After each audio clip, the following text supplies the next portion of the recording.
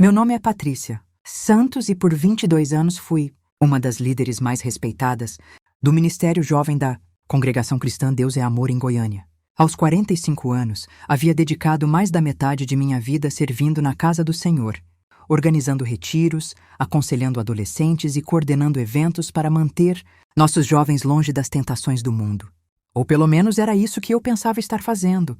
Na noite de 15 de setembro do ano passado, minha vida mudou para sempre quando Jesus Cristo me apareceu em uma visão que abalou tudo que eu acreditava sobre meu ministério e sobre uma tendência perigosa que estava se infiltrando silenciosamente em nossas igrejas evangélicas por todo o Brasil. Tudo começou 3 anos antes, quando nossa igreja decidiu criar eventos evangelísticos mais modernos para atrair jovens que estavam abandonando a fé. Precisamos falar a linguagem deles, disse o pastor Marcos durante uma reunião de liderança. Se não nos adaptarmos, vamos perder toda uma geração para o mundo.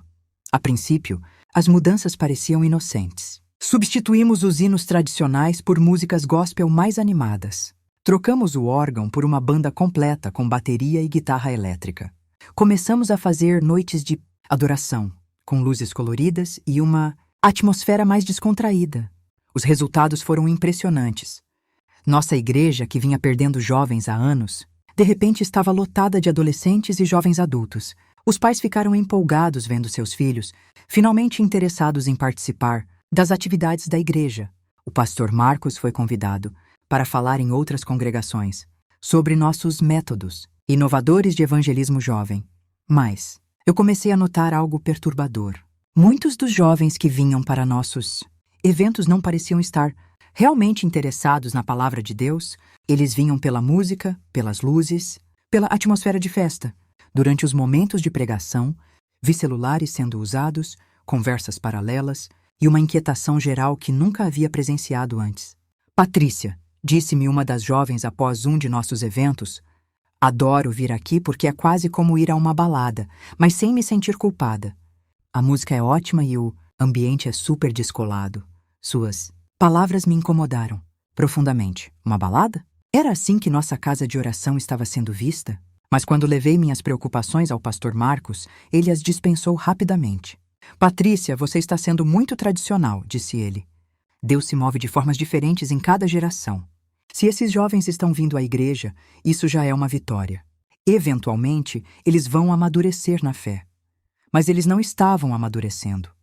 Depois de 3 anos desses eventos inovadores, eu via os mesmos jovens que frequentavam nossas baladas gospel, vivendo vidas completamente mundanas durante a semana. Namoros impuros, linguagem inadequada, vestimentas impróprias e uma total falta de reverência pelas coisas sagradas. O que mais me perturbava era que alguns desses jovens estavam sendo colocados em posições de liderança simplesmente porque eram populares e traziam outros jovens para os eventos.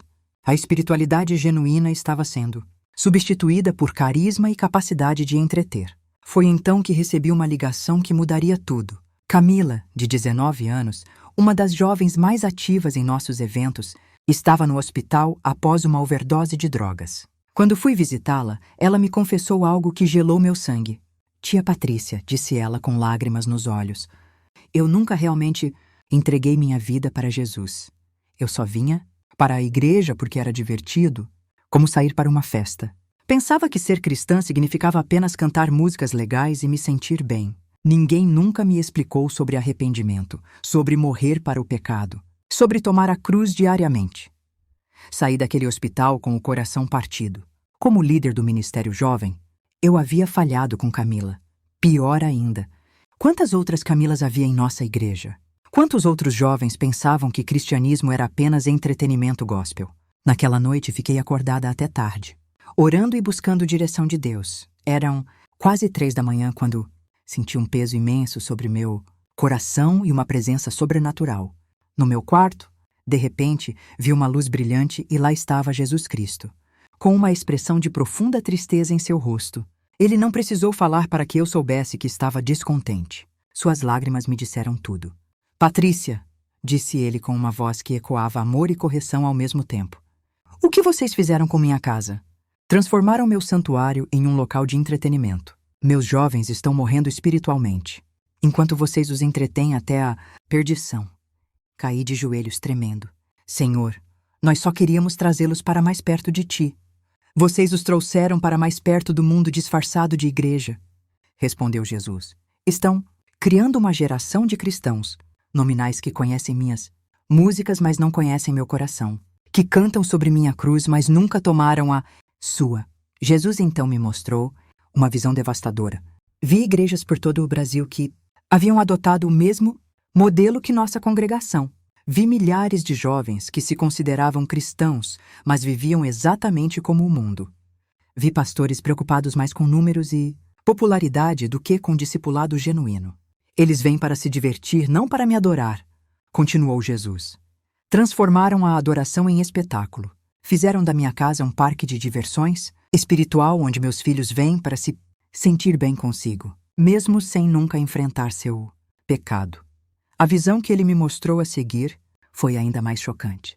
Vi como essa mentalidade de entretenimento gospel estava criando uma geração inteira de jovens que se identificavam como cristãos, mas não tinham experiência genuína de novo nascimento. Eles conheciam as músicas, sabiam se comportar no ambiente da igreja, mas seus corações permaneciam não convertidos. Patrícia, disse Jesus, quero que você abra os olhos do meu povo. Mostre-lhes que atrair multidões não é o mesmo que fazer discípulos. Que números grandes não significam corações transformados. Que popularidade não é sinônimo de aprovação divina. Mas, Senhor, perguntei, como posso confrontar uma tendência que está sendo adotada por tantas igrejas? Como posso ir contra líderes respeitados que defendem esses métodos?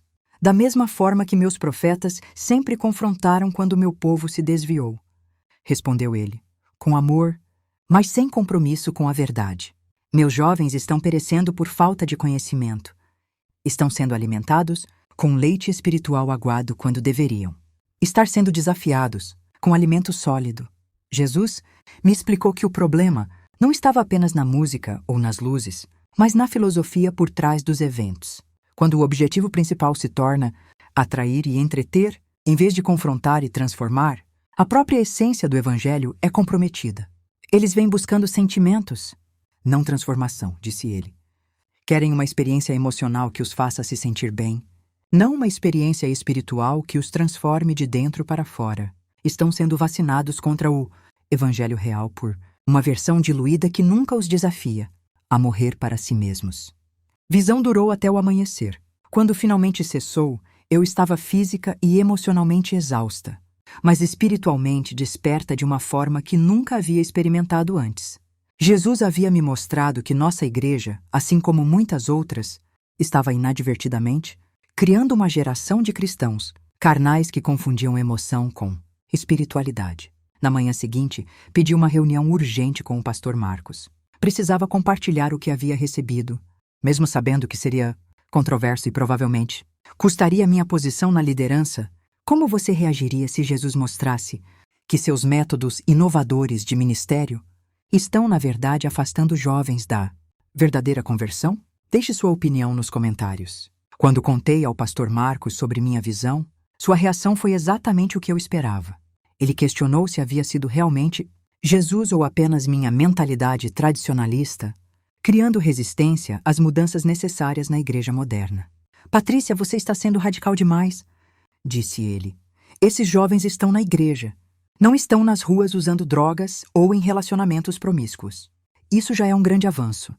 Mas, pastor, respondi, estar fisicamente na igreja não significa estar espiritualmente vivo. Jesus me mostrou que muitos desses jovens nunca experimentaram verdadeiro arrependimento ou conversão genuína. Estamos criando falsos convertidos. A conversa terminou, com ele me pedindo para orar mais e criticar menos nossos métodos ministeriais. Mas eu não podia ignorar o que Jesus havia me mostrado. Muito estava em jogo. Durante as semanas seguintes à minha visão, comecei a observar nossos eventos jovens com olhos completamente novos. O que antes via como inovação ministerial, agora reconhecia como perigosa imitação do mundo. A música estava tão alta que era impossível ouvir a voz do Espírito Santo. As luzes piscantes criavam uma atmosfera mais parecida com uma casa noturna do que com um lugar de adoração. Mas o que mais me chocou foi perceber o comportamento dos jovens durante e após nossos eventos. Durante os louvores, vi jovens dançando de forma sensual, casais se abraçando de maneira inadequada e uma total falta de reverência pelo ambiente sagrado. Após os eventos, grupos se formavam nos estacionamentos onde conversas mundanas, brincadeiras inadequadas e até flertes aconteciam livremente. Como não percebi isso antes? E perguntei-me repetidamente. A resposta era clara. Eu havia sido seduzida pela mesma mentira que estava enganando nossa liderança. Números significam sucesso. Popularidade significa aprovação de Deus. Decidi fazer um teste que confirmaria minhas piores suspeitas. Durante 3 domingos consecutivos, abordei discretamente alguns dos jovens mais ativos em nossos eventos para conversar sobre suas experiências espirituais pessoais. As respostas foram devastadoras. Lucas, de 17 anos, frequentava nossos eventos há 2 anos. Quando perguntei sobre sua conversão, ele disse: tia Patrícia, eu sempre fui cristão. Meus pais me trouxeram para a igreja desde pequeno. Quando pressionei sobre um momento específico de arrependimento e entrega a Cristo, ele ficou confuso. Não sei se existe um momento específico. Eu só sempre gostei de vir aqui porque é legal e os amigos estão aqui.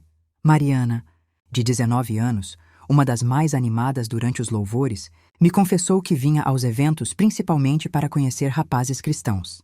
É melhor do que as baladas normais, porque aqui sei que os meninos têm pelo menos alguma base moral, disse ela. Quando perguntei sobre sua vida de oração ou leitura bíblica, admitiu que só orava quando estava em problemas e nunca havia lido a Bíblia completa. O caso mais chocante foi de Gabriel, de 20 anos, que até tocava na banda de nossos eventos. Descobri que ele mantinha uma vida dupla completa. Cristão, devoto aos domingos e completamente mundano durante a semana. Ele frequentava bares, mantinha relacionamentos íntimos com várias garotas e usava linguagem profana em suas redes sociais. Quando confrontado, sua resposta me gelou. Tia, ninguém é perfeito. Deus entende que sou jovem e preciso me divertir também. Foi então que entendi a profundidade da revelação que Jesus havia me dado.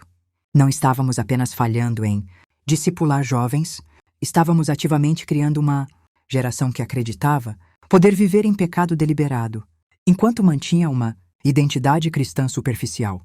Compartilhei minhas descobertas com outras líderes do ministério feminino, esperando encontrar apoio. Em vez disso, encontrei resistência e até hostilidade. Patrícia, você está sendo muito crítica, disse irmã Joana.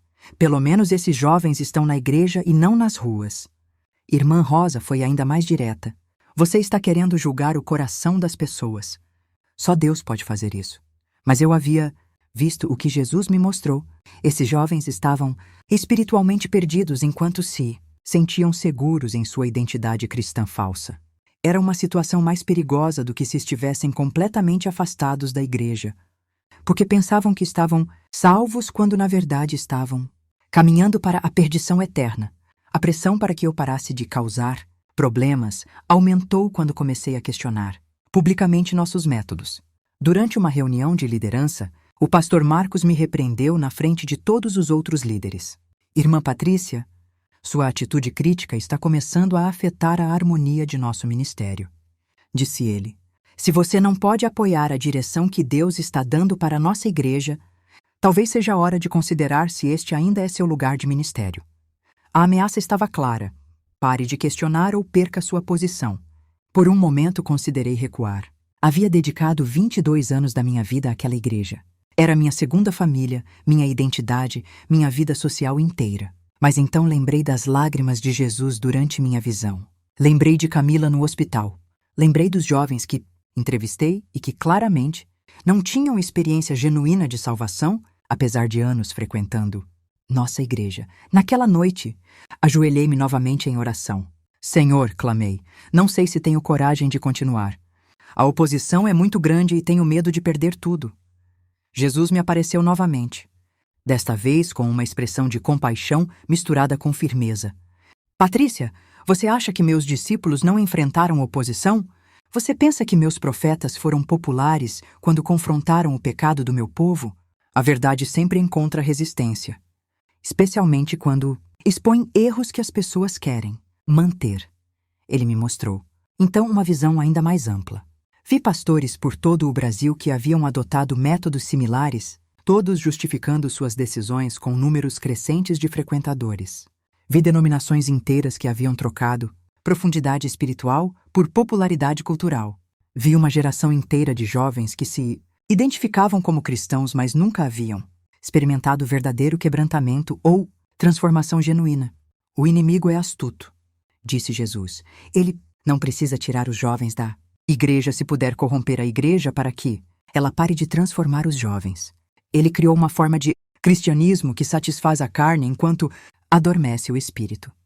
No domingo seguinte, pedi permissão para falar aos jovens durante nosso evento regular. O pastor Marcos relutantemente concordou, provavelmente pensando que eu finalmente havia voltado ao normal. Vez de minha mensagem usual de encorajamento.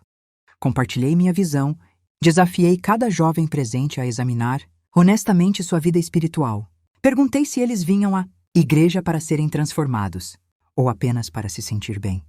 Questionei se conheciam Jesus pessoalmente ou apenas conheciam sobre Jesus. A reação foi mista e intensa. Alguns jovens choraram e vieram à frente pedindo oração para uma conversão genuína. Outros ficaram visivelmente desconfortáveis e saíram do evento mais cedo.